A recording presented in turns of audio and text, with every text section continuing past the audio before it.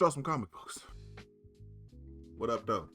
My name is DK Shed, and I'm the indie comic creator of Tough Teddy Comics. And today, I'm gonna show you how I do comics. So I figured I should give you guys a little bit of a background. I've been drawing for over 38 years. Damn. Been drawing since I was 2, pretty much. Never as a professional. I've more or less made money doing everything else in my life other than drawing comic books. Mainly because of where I grew up. If you can't tell, get out the way. Kind of, root for a certain team. Well, growing up, I didn't think that that was even possible to become a comic book artist and live or exist in this area. And growing up when I did, old, so wasn't no way. You had to go. And unfortunately, I didn't have that opportunity. So I more or less just let comic books just go. Well, time went on, and as time went on, technology got better. And as technology got better, opportunities got better. Not necessarily opportunities, but a creative opportunity. There was no more walls. There was no more blocks. I didn't need to go to New York or go to Chicago, where I'm from. I didn't need to go to California. I could actually do my comic books how I want, when I want, from my own home. Now, I do have a full-time job. I am a general contractor, so that's where I make my money. But at the same time, winter times is usually a situation that just more or less kills my industry. So it gives me a lot of free time to be able to do my own comic books, especially in those times. Now in the summertime, that's more or less Super Bowl season for us. So I get in my comic books mainly when I can in that time frame. But since I love to draw, I'm always drawing. So I'm probably always pumping out some form of comic book. I currently have 8 comic books under my belt, all under Tough Teddy Comics at globalcomics.com for free. You can check them all out. Full issues, color, whole 9. Did it myself. Oh my God! Yeah. I'm not the only one. There's a lot of people out there who can do that. And even funnier, there's a lot of people who are younger who have no idea that they can even start now and develop their own Marvel, their own DC, and how you can do it from home. You want to be able to make your own comic book? Simple. Start out with your character design. Once you start with your character design, keep drawing them. Keep drawing them to the point you get sick of them. Keep drawing them to the point where you get sick of them and you can draw them so easily that it feels like it's just second nature. That way, when you do your interior pages, which is, in my opinion, more important than when you're doing your cover, your characters will be consistent because they're second nature. You've worked on the designs. So I got all these books. My characters did not start out the same way at first. In this book, by the time we got to this book, they were different. By the time we got to this book, I was final with them. I was able to start my book, issue 1. Or at least I had an idea on what I was going to be making the script on. So then I figured out, all right, time to start writing the script. So I started writing the script. Got the script wrote down. Once the script was wrote down and ready to go, I started my interior pages, my outlines, my thumbnails, trying to get my pages laid out.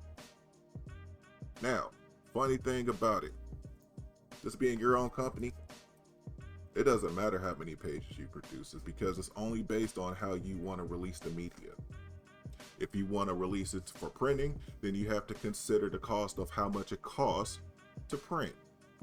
But if you're releasing it digital, put how many ever pages you want your comic book. Most commonly it's 22 to 24 pages. That's for Marvel, DC, big names like that. Get your story out there. You can put how many pages per issue you want. Just tell your story. It's simple. People are going to come to it as they come to it. As much research as I've been able to do on it, sending things to Reddit, sending things to other media platforms and things like that, it's not really going to get you the attention that you think it does. It might actually demotivate you a little bit, but you know what? That's because those people on those platforms weren't on that platform for that purpose. The best place that you're going to actually get readers for your media is on a platform that's dedicated to it. Sorry, future self, I forgot, I forgot to tell you guys, I wanted to do a thank you for everybody who has subscribed so far, and I wanted to do that in a form of a free giveaway. So I wanted to do it where you guys get, the free winner would get the very first issue that I've ever been printed in. This comes with various others work, so this is a good way to help their names get out there as well. But it also comes with the very first work that Teddy was ever in, and this is the Origins of Keith. Big deal. So I'm also going to sign it, along with giving whoever is the free winner a free commission of their choice. All right, future self, I forgot to tell you, in order for you to enter the contest, you got to like and subscribe. Leave a comment in there to let me know exactly what your commission is. All right, then we'll pick the random person. Be cool. This is how my pages started out. Not even kidding. Look at that. Wowzer. That was rough. But you know what though? It's a growing process. Had I not started here, I wouldn't have been able to get to where I'm at. Practice. It's all about practice. And if you enjoy it, practice ain't that bad.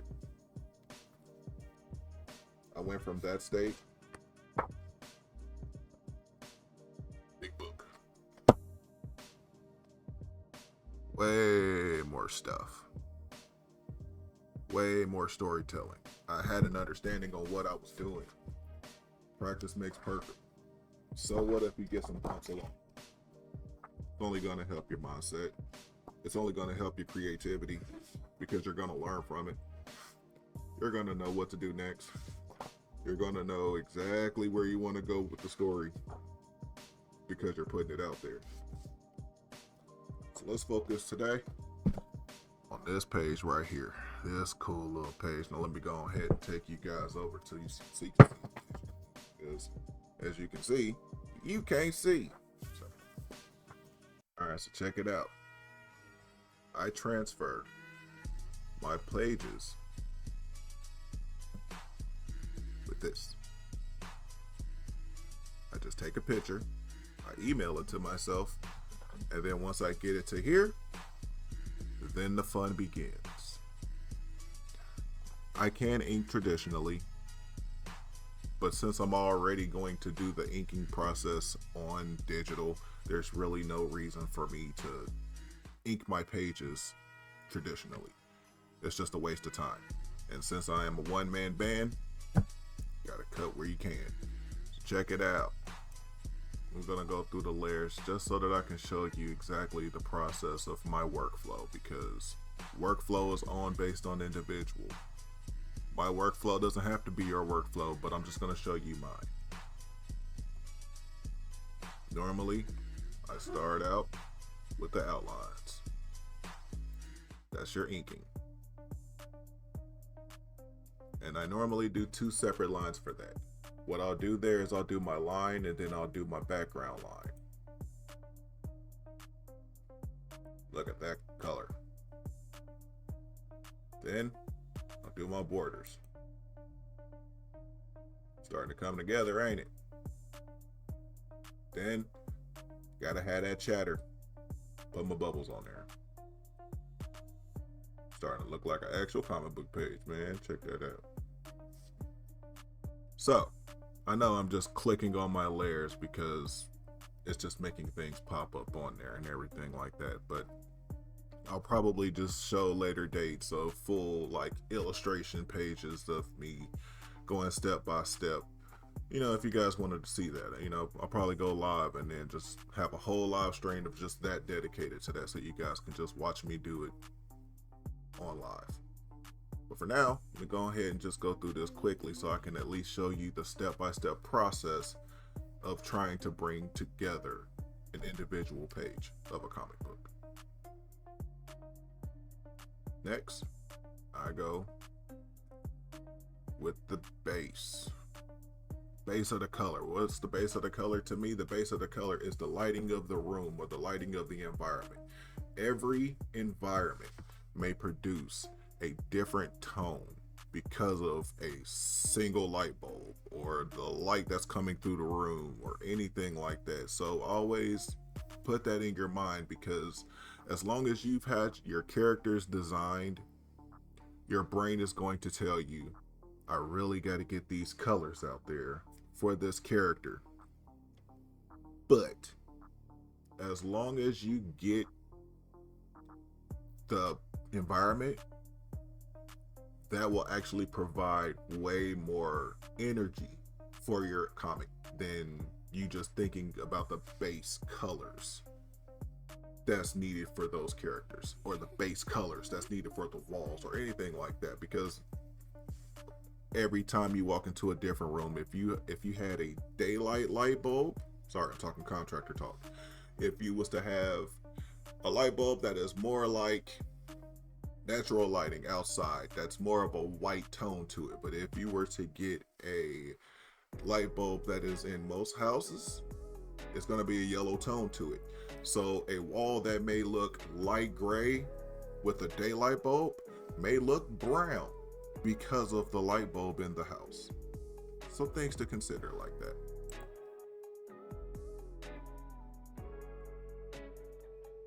Next, I go ahead and I drop in my color. I know there's a lot of layers right here that I'm going past, but you'll see the T stands for text. So those are just chat bubbles, conversations. Next, I go with my color. Now color, if you'll look here, let's go ahead and zoom in. If you look, color is just a flatness. There's nothing else to it. It's just a flat base color, no rendering. There, right there, is when you will be able to get in your character's colors. But don't get sad when you get rid of them. Just accept that it's gonna make it look good. Pop in my backgrounds. And then let's go on up.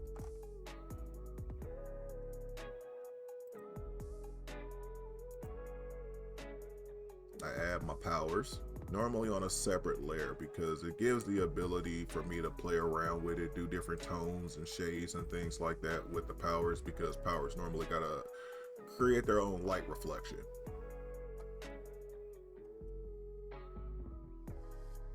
And then I go up to shade. Boom. Now look at that. Look how you can see here. I mean, you tell it looks like, she's ready to throw hands, and she's ready to throw hands, but this right here just lets you know, as the youth would say, like I said, Ankh status, as the youth would say, aura, showing that aura.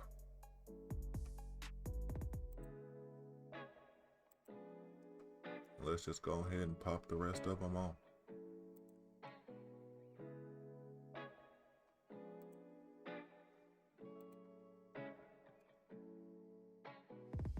I like to add my own individual effects. I started out initially with the effects that you would just be able to, just put the word really big on the page, and it just didn't feel the energy was off because it felt like it was something that was separate from the action, and the noise is supposed to feel like a part of the action, especially if I'm sitting there saying the damn shit while I'm writing it out. So, you know, you want it to feel when you're reading it like those sounds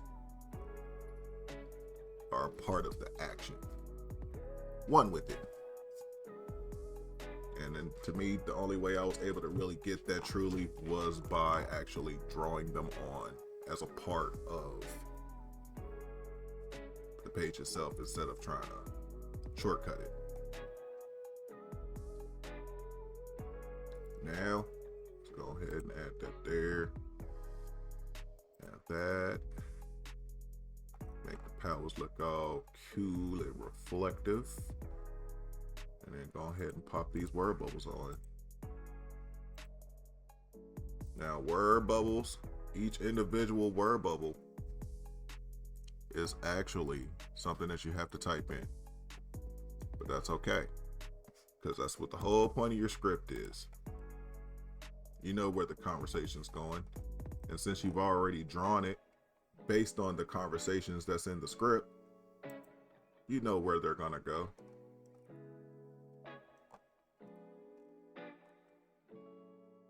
Here, let me move this over here so you guys can get a full.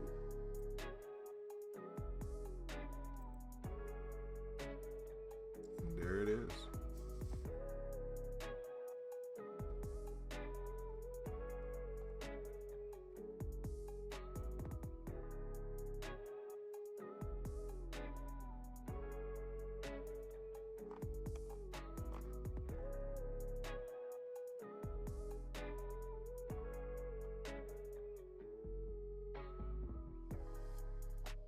Certain effects like this, I'll go ahead and talk about this real quick. So certain effects like this, where it looks like, you know, you can see different times of the running up the wall. That is an alteration of the opacity. Once you get more comfortable doing that, that normally takes, I do that by layer. So normally, like in a situation like this where it's boom, boom, boom, I would do 3 different layers at 3 different opacities, and that's including color, leaving the final one as the full opacity. And then, in the words of my old great teacher, Craig Davis, save often. Now comes the hard part. Where are you gonna post it? You got to figure out where you're going to post it. Each place is, you know, different. But at the same time, depending on what you're writing, the genre you're writing may fit different in different places. So that's up to you to find out where. But in my opinion, I would start out with the 3 places. What would that be? Global comics, if you were doing a traditional Western style comic book and manga. Or if you were to try to do webtoons, if you were doing a traditional style manga, or I've heard about tapas.